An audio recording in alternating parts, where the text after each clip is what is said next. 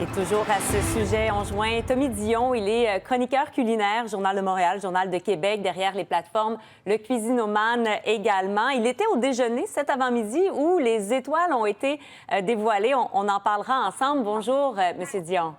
Oui, bonjour. Parlez-nous des restaurants couronnés. On voyait brièvement la liste. On va la revoir à nouveau. Est-ce qu'il y a des surprises, des restaurants qu'on n'avait pas vu venir, d'autres qu'on croyait voir dans la liste et qui n'y figurent pas? Oui, ben c'est certain. C'est la première, c'est le premier guide au Québec. Il y a des surprises, il y a des belles surprises, il y a des déceptions, forcément. Mais je trouve que c'est vraiment c'est une belle première édition, honnêtement. Puis j'étais justement un des privilégiés à être à un lunch justement ce midi avec Gwendal Poulenec et son équipe. Et on en discutait et il nous disait à quel point que la scène culinaire québécoise, elle a atteint une maturité qui n'a aucunement envié à nulle part ailleurs dans le monde. Et puis, tu sais, j'écoutais François-Emmanuel, j'ai encore la chair de poule, j'ai le cœur qui bat à 1000 à l'heure, parce que encore, ça fait 5 minutes là, que le communiqué est parti. Alors, je me mets dans la peau de tous ces restaurateurs-là. Il y a 102 restaurants qui sont recommandés dans le Guide Michelin Québec cette année. Dans les 102, on le sait, il y a eu un restaurant, ben, La Tanière, 2 étoiles Michelin. Exact. Il y a 8 restaurants, 1 étoile Michelin. Il y a 16, il y a 17 bibes gourmands. Donc, bibes gourmands, qu'est-ce que ça veut dire exactement? C'est qu'on peut très bien manger à prix modéré. C'est quoi prix modéré? Tout est relatif, mais on passe sur une base de 70 pour 2 plats et un dessert ou un verre de vin. Alors, il y a 17 bibes gourmands qu'on appelle. Et puis, par la suite, il y a 76 recommandations, donc qu'on recommande. Alors, c'est vraiment... Honnêtement, là, c'est une grande journée historique pour le Québec. Une belle vitrine, assurément, pour nos grands restaurateurs.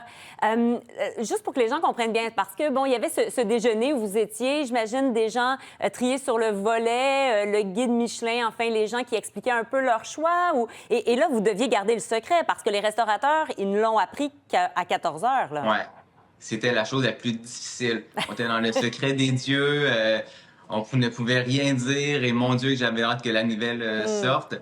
En vrai, on était 6 journalistes au Québec avec l'équipe de Alliance touristique du Québec et l'équipe de Michelin qui sont venus de New York, de France. Alors, c'était très intime. Et on était au restaurant Casablanca, qui est dans le restaurant qui est dans le quartier Villeray, qui a reçu un bib gourmand. Et c'était très émotif puisque lorsque le restaurant était réservé, parce que c'était un lunch privé, le Casavant ne savait pas que c'était Michelin. Ils l'ont su ce matin même. Wow! Quand l'équipe Michelin est arrivée pour oui, c'est nous la réservation, et qui ont vu Gwendal et l'équipe Michelin arriver dans le restaurant, j'imagine pas j'imagine pas comment qu'est-ce qu'ils ont réagi. Et puis, en présentant le menu, c'est là que Gwendal a présenté live, en direct, qui lui a donné le bib gourmand.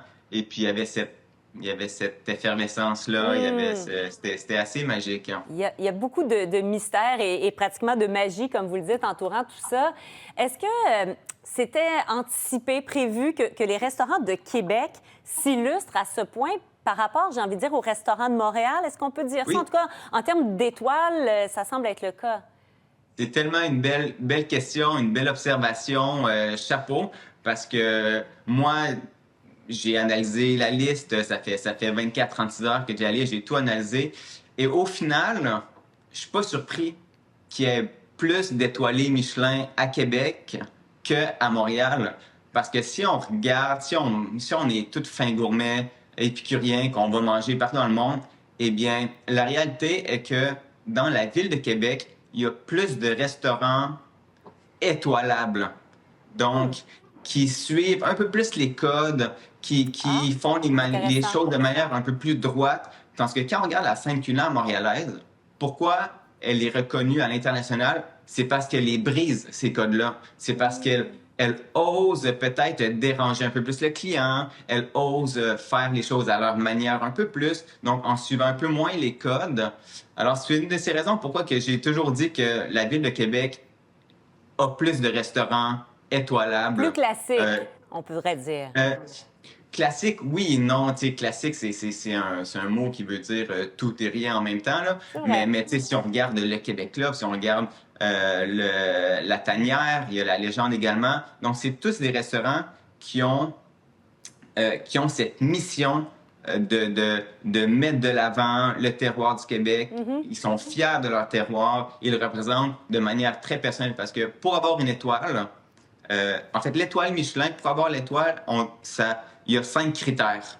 Donc, OK. je me les ai notés Rapidement, il nous reste juste 15 ici. secondes, malheureusement. OK. Ben, 15 secondes. Bravo à tous les restaurants. Écoute, On aura c'est... l'occasion, oui. Je suis certaine qu'on aura l'occasion d'en reparler. C'est tellement, tellement intéressant, tout ça. Ouais. Merci, Tommy Dion. Ben, merci. Vous Puis êtes passionné, ça se sortez sent. dans les restaurants. Osez aller visiter votre restaurant de quartier. Le message est passé. Merci beaucoup.